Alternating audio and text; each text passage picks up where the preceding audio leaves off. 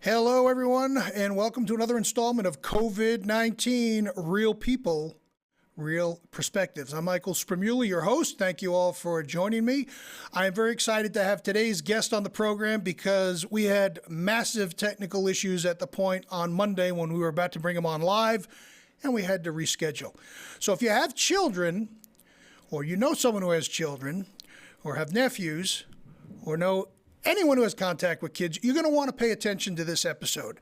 Today's guest is Dale Obrochta. And here's a quick look at Dale. If you look at his publicity photos, you can see this guy is all about having fun. He is a master of multiple areas. He is first and foremost a father. He is a a family entertainer. As you can see from his shots here, there's lots of fun to be had with Dale. He's also a speaker.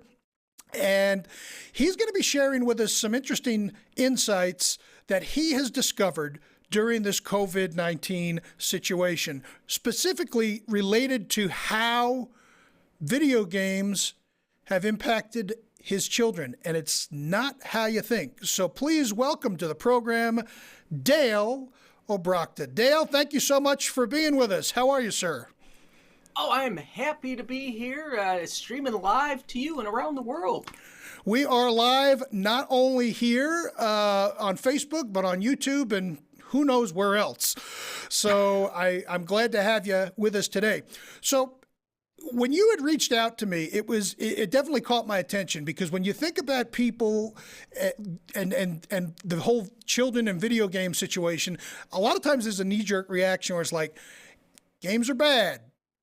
You shouldn't let your kids play games. I'm not a parent, so I'm not an expert at all in this area. But you said that you've had a bit of a different experience throughout quarantine and this whole COVID situation. So tell us a bit about you, what got you to that point, and let's dive right in if we could. Sure, it's easy to do. Let's start off where when COVID actually hit, there are days in time in history where everybody could say, I know where I was at 9/11. I know where I was when Kennedy was killed. There are segments in time that we just always know. Now, I know where I was on March 15th when the governor of Illinois shut down restaurants, shut down entertainment, and basically took my 35-year career of entertainment and just went right down the tubes. And what happened was my life changed, and it changed very quickly because my kids were actually going on spring break the following week. They went on a spring break a week earlier, so now that meant they're home. And as an entertainer, you're used to working from home. I've done that for 30 years, and it became a situation now where I have kids at home who are on spring break, which is becoming an extended spring break. And what do you do on spring break? You play video games, you stay up late, and yeah, you have fun. It's a party. You know, it's time to just cut loose and do nothing. Oh yeah, and that's basically the mentality they get into. And then they're supposed to do this e-learning, and they're like, "Well, I want to stay up late. I want to sleep in late." And then you're trying to explain to them that we have a style. We have a thing where we get up, we have lunch. We eat dinner all as a family. Mom comes home from work because she's got to get up early.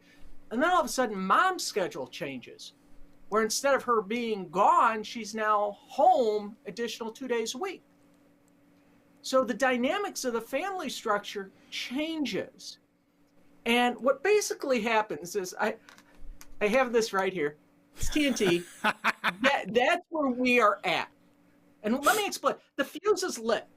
And the fuse is lit due to the fact that we are home alone with our family.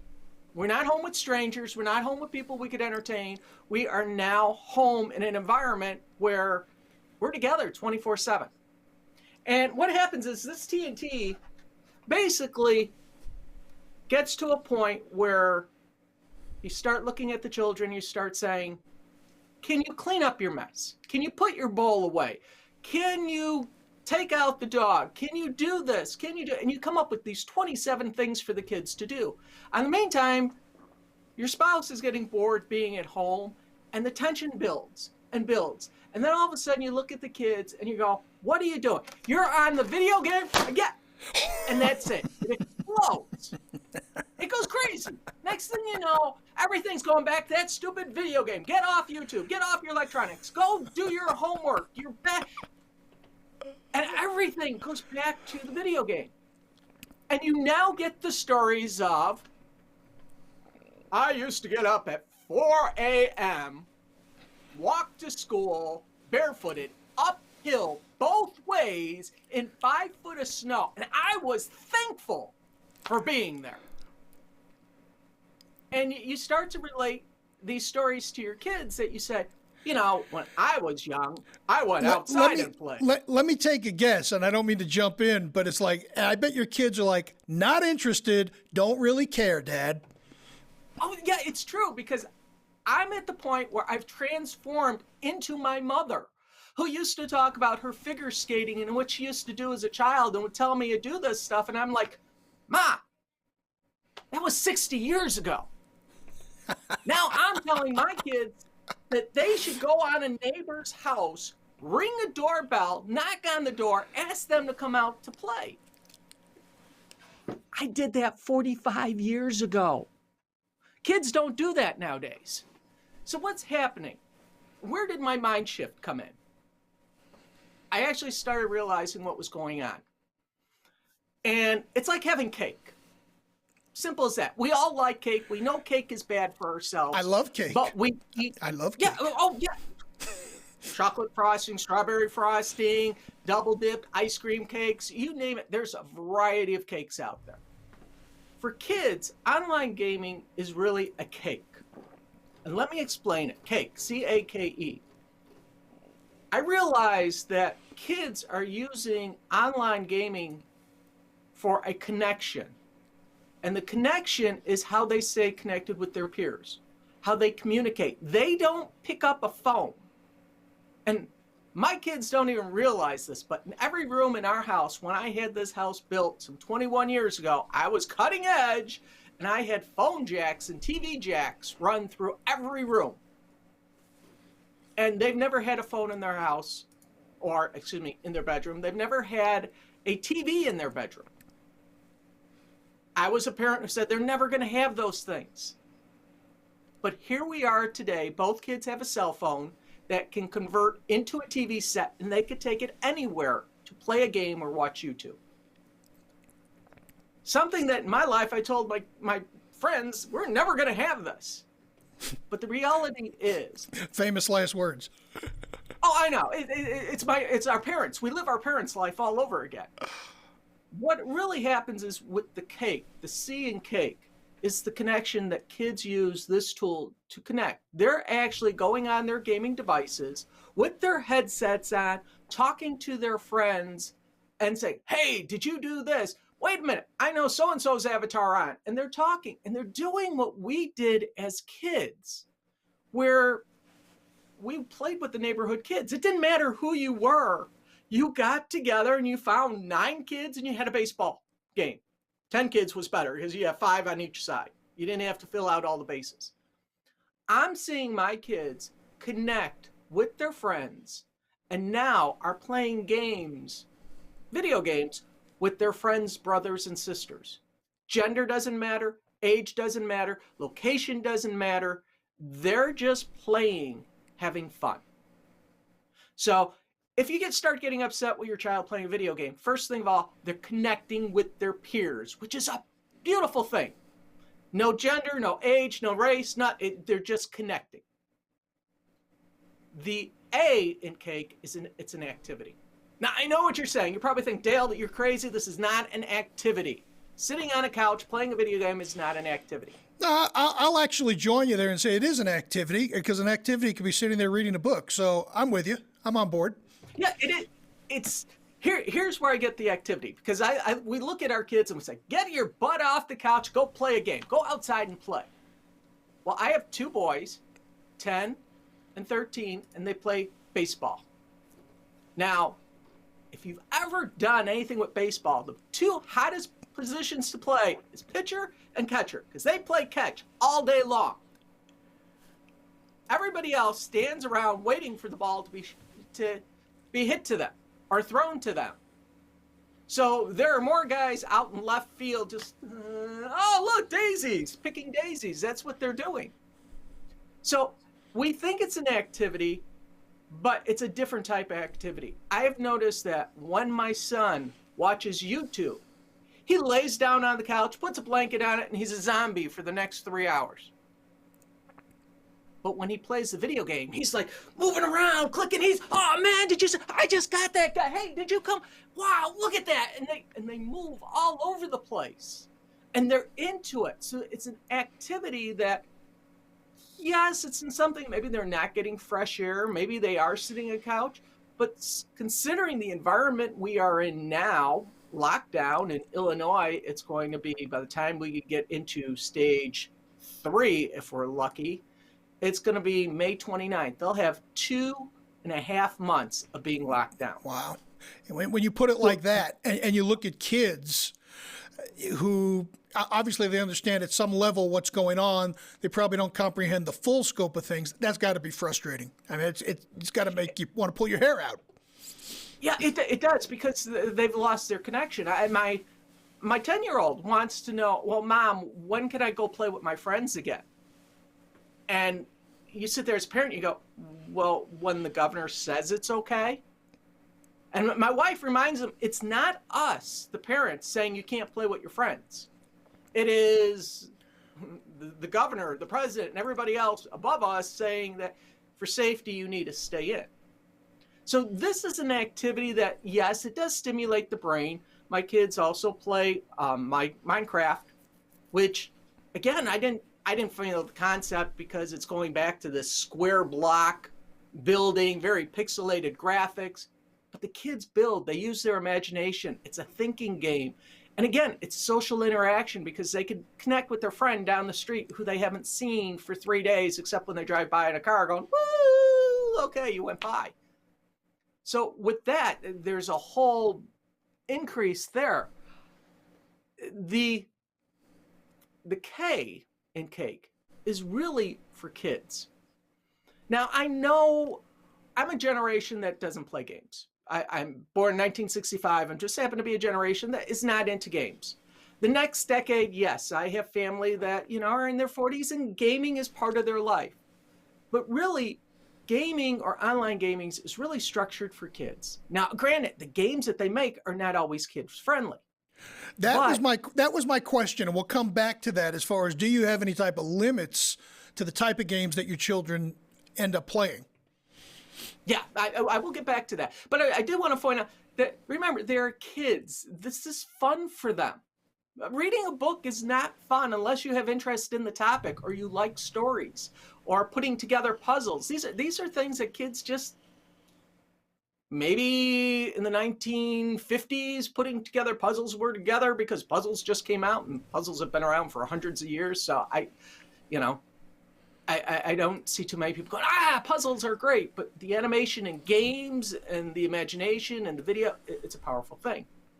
Now, the last thing is E in cake, which is the entertainment aspect.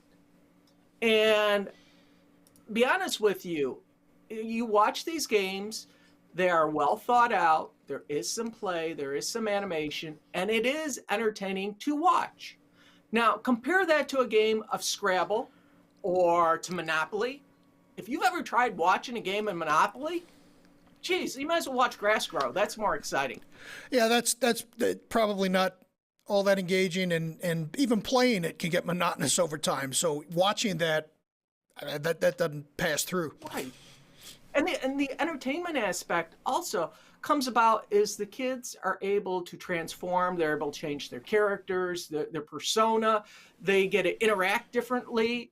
The game manufacturer, we just had May the 4th, they're doing Star Wars characters and swords and stuff like that. So the kids are doing something different, which is a different activity, and it's entertaining for them. So my whole process has changed more so because I'm looking at the cake being the concept that this is not bad for kids. This is not something that is negative. It is a distraction from the coronavirus, and all the adult conversations are out there and all the death tolls. Do they understand what's going on? I have kids that are at the age where they do have somewhat of comprehension of what's going on. They don't have the big picture. All they could see is, from week to week, month to month, but they can't understand that, this e-learning may turn into a year process, or understand that going on vacations may not happen for the next year just because of the financial problems. And they're getting used to me now working in a virtual studio. I got one son who likes to run my studio for me. And he's actually going on a Zoom meeting, which he probably could run the Zoom meeting for his teacher if he needed to. Well, let me jump in there just for a second, because, I'm in a similar age cohort with you. I played games when I was a kid. I'm not an online gamer now. I don't have anything against games. It's just I don't have time to get into that. Nothing's really engaged me. But there is some overlap between people who are able to play games and embrace technology. And you mentioned the Zoom piece, and that's what made my ears perk up. I wondered if your children specifically weren't as involved with games, if he would have been able to pick up that technology as easy as it seems like he has. Yeah, the technology has changed because they're growing up with it. That's one of the big perks. The other night I spent a good 45 minutes trying to figure out how to take my phone and cast YouTube to my TV. And I Googled it. I'm reading Google, and I'm sitting there getting frustrated because there is no cast button. Where should I find the cast button? I'm laughing because I'm in the exact same boat, and have been for quite some time. It's like, this should be more intuitive, but it's not. No, and I come over my 10-year-old, and I looked at him and I went, dude, how did you do that? The other day you just went, boom, and it went on the screen. He goes, oh, it's the button right here. And I went, that button was not there. I swear to you, it was not there. And he goes, well, was the Xbox on? No, why? He goes, well, you're casting to the Xbox. Mind blown. Yeah, turn the Xbox on, boom. You could cast. Yeah. So they grew up with this technology. Now, I want to loop back to something we talked about earlier about, what was it in the K, when we were talking about kids' entertainment and being entertaining. You had a question there, and I want to follow up with it about the type of games that they play. Right, exactly. Because, I actually at one point looked in the Microsoft Xbox store, the online thing, and 90% of the titles were shoot 'em up, car chase, and hey, if that's your thing, go for it. But I'm thinking that can't be good to have that amount of disproportionate games focus on, the attacking, the killing, the shooting, what have you. So how do you tease that out and determine what's acceptable versus what isn't, at least based in your own home? Well, that's a good question, because, again, I have a 10 and 13-year-old, and the way we look at it is we look at vocabulary. What are they saying? What kind of graphics is it? Here's a perfect example. Saving Private Ryan. Excellent movie. A lot of blood and gore. Went into heavy details. Right. Same with these video games. Some are very gory. Others, if you go into Fortnite, kids are screaming, headshot, headshot. Wow, I took him out. It gets shot, the character goes, and it's gone. There is no blood, there is no violence. So from that part, there is, how can we say, no blood and gore. The swearing is not in the game. There are YouTubers that have come out over the last year and a half who have apologized for dropping the F-bomb or somebody coming in and saying something on screen. And they realize the importance that the people who are buying these games are kids. People who are watching these YouTube are kids. So they have started monitoring themselves on what they say and what they do. And from a parent's point of view, and it's so funny because again, I have kids who don't want to be embarrassed. So they're like, "Man," they cover up the mic so you can't hear. And we're like, as good parents, you always ask, who are you playing with? How old they are? Are they being a jerk? Which means, are they playing nicely, or are they doing things that are just going to cause for fights? Are there, uh, fights, or who is it actually? Because Yeah, you are seeing who's an on the avatar. who's on the other line of this? Is it just another kid? Is it an aggressive kid? Is it someone posing as a kid? I mean, it literally could be anyone. And I've heard some of these streams on like Call of Duty, and it's pretty much out there. I'm a Howard Stern fan. If you don't like it, get over it. But he does some of the best interviews out there. But one of the things that show does is they go and they lift audio from these Xbox games Yeah. that people are playing, and 11-year-olds. I'm not going to say what the tapestry of expletives that have been put out there, but some of them are rough, man. Some of them are rugged. Yeah. And here's the really interesting part.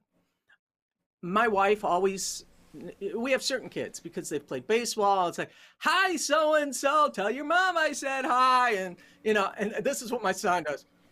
"Yeah, so and so says hi," and they go right back to the game. No energy in it.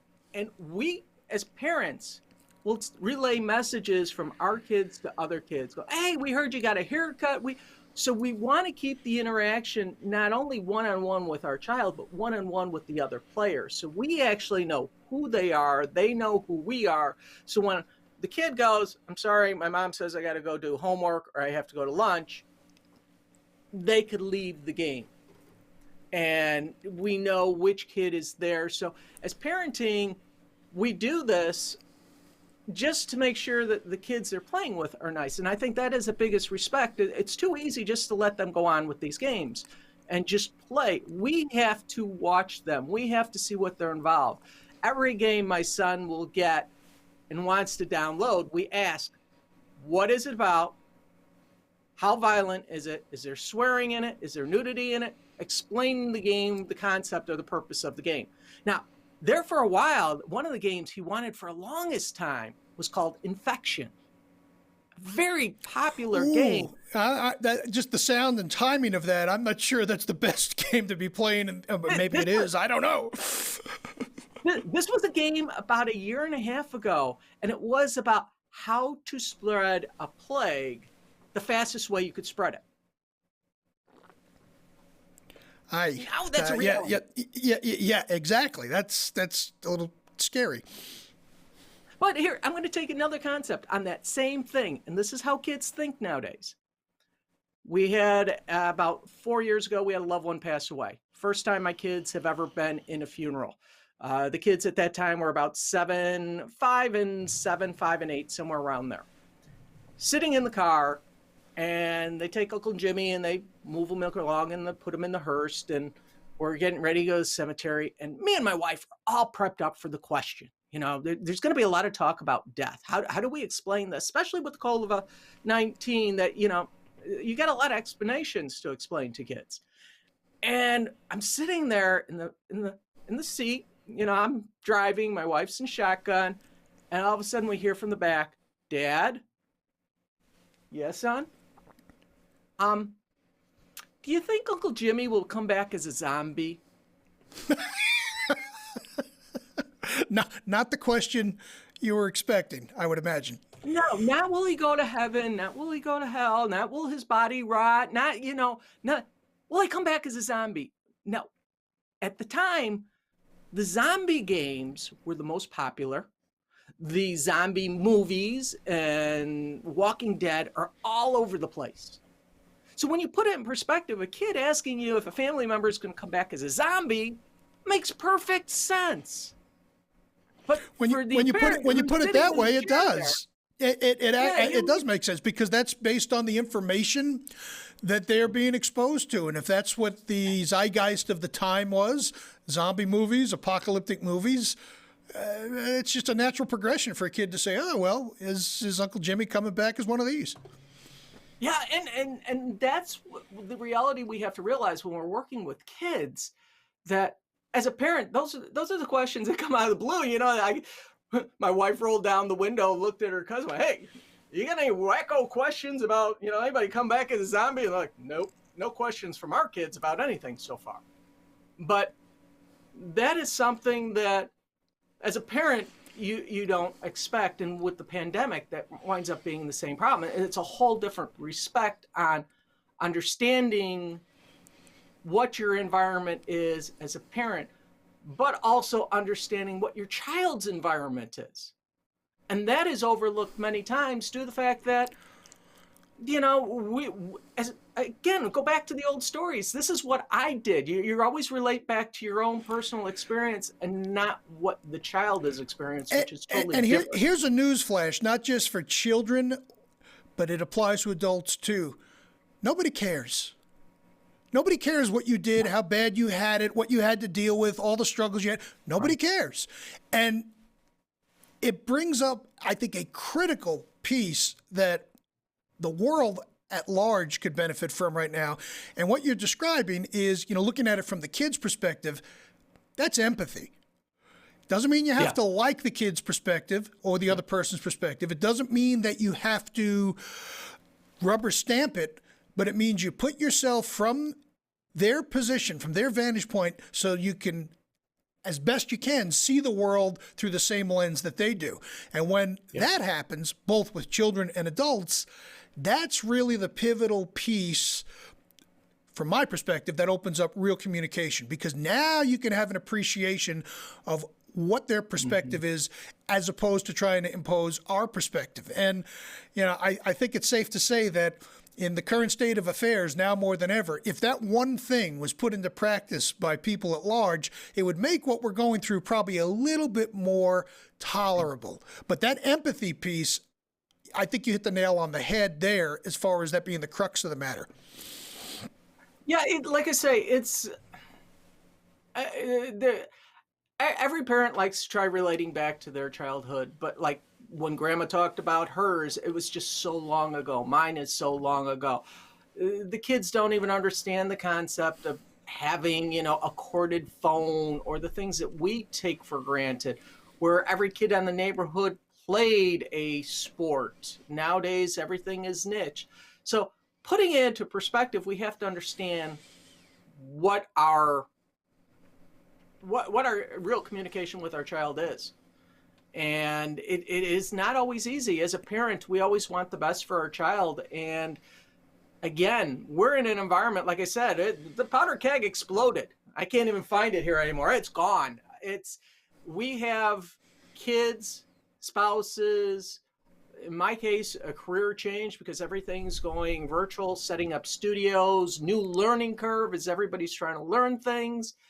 And there is more fear and frustration that actually occurs. And I've given you 2 books that I'm going to recommend here. They're actually 2 small pamphlets. One is How to Shield Yourself Against the Coronavirus, which is more about eating healthy, working out. It is not a medical book, but a common sense concept of eating healthy, being healthy. It's a small pamphlet. Again, it talks about some of the fruits and vegetables that improve your vision, yourself, and your overall immune system. Just overall good practices. In other words, you're not going to get into trouble if you follow the advice in this book. No, I'm like I say, I'm not a doctor. This is just kind of good common sense that, when we're looking and we're trying to walk down the store and we realize that 90% of the junk food is gone, maybe it's time to come over and look at the fruits and vegetables that are just sitting there. Okay. The second one is actually good for both families and kids that may be freaked out about the coronavirus. It's called Face COVID. And it's actually a series of acronyms. It talks about breathing and understanding what you can control and what you can't control, understanding everything that makes us go crazy, and realize that there are things that we could do to protect ourselves. And it's a logical breakdown. It's a way to calm down, see it from a different perspective, You know, the sky's not always falling. There's a silver cloud here somewhere. There's something down the road that's going to be positive. We can't keep looking at negative, negative, negative, negative. We have to focus on the positive, or the number of people who recovered. We have to put it in play to where we live and what's going around us. And that booklet, again, it's a small booklet, but it teaches you how to reflect inward and see a different perspective on this, just like we're talking with the kids watching videos. And where are these booklets that you produced, or are these ones that you just ran across and recommending? These were actually recommended by a psychiatrist friend of mine. Okay. That when we were talking about, where could folks get them? hopefully you can put a link right here to them. There's I could do that. Yeah. If you get me that information, I'll drop it in the comments so that folks can actually have access to that. That's excellent. Yeah, I will. I will put that out there. That's fine. And you know, the other thing that I've been recommended to do, and again, we're in a powder keg where we're with family 24/7. In my case, 2.5 months, it's going to be that I'm with my happy kids and my wife, and it's just happy joy. Life is great. Oh, it is. It's beautiful. That's why I married my wife and married my love of my life, and we had kids. And this is the family goal, is to shelter in for 2.5 months. But there are phone apps. If you want to go out with Calm is one that there are times that we have to put ourselves in these professional modes and take a break and take that 15 seconds, 30 seconds to self-level, understand, that yes, I'm frustrated with my family, or I'm frustrated with my job, or I'm frustrated with whatever is happening politically, just to recenter yourself, level yourself out again, and then reevaluate and take life on as it comes at you. The running at high end is just going to cause more internal issues, both physically, mentally, and those are going to spoil over and just bring up another powder keg in your family, which you don't want to do. And again, it's going to be something as silly as a kid playing a video game, or not Right. picking up a towel, or leaving socks off by a spouse. It's going to be something so stupid that it's going to lead to the hugest fight. And again, it's just rebalancing. Yeah. And I think the goal is what you started this broadcast with, is that you want to prevent the TNT fuse from being lit. Yeah. And if it is lit, let's stamp it out before everything goes boom. Well, Dale, I've certainly appreciated you spending some time with us here today. How can folks find out about you? Because you are doing now virtual performances. And if people are looking for a virtual family entertainment experience, how can folks find out about you and learn about what you do and your offerings? All right, I'm going to give you 2 sites that if you want to go to. The first site is parkdistrictballoonshow.com. You could go there. I have my virtual show listed right there, or understandingyourimage.com. And I do segments like this where I do talking.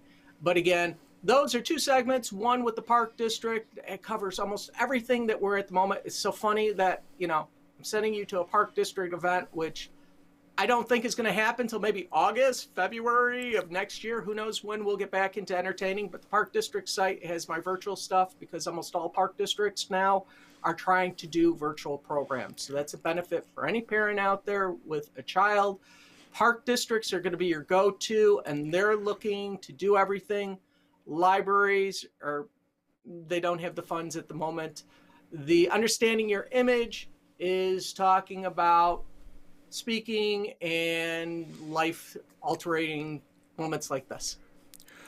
Excellent. And that's a great tip, by the way, about the park districts, that they've had budget for live events. And if they're rolling that over into streaming, that's a potential resource for folks to have their children engage in some different type of content. Yeah. So I appreciate you bringing that to our attention. Again, thank you so much, Dale. I appreciate you for taking the time to do this and dealing with our technical mishap earlier in the week. This information has been, I know, valuable to folks with children, and most importantly, open your mind. It's not a bad thing if people end up having to make a shift in their thinking, as you did, because you were just down with games for, it sounded like, a long period of time. And now monitored appropriately, Yeah. it's actually Oh, yeah. could be a good thing. Yes, like I say, it's a mind change, and I came through it. I know my other parents are coming through the same thing, and just remember, it's cake. Enjoy it. The kids enjoy it, and take it for what it is. Excellent words, sir. Well, thank you so much for being here. Again, we'll put the links to Dale in the actual notes of this post. I thank you all for watching. This has been the latest installment of COVID-19, Real People, Real Perspectives. If you would like to be a guest on a future episode, drop your name in the comments or shoot me a direct message. In the meantime, you all know the drill. Be safe, wash your hands, and just stay at home. Bye for now.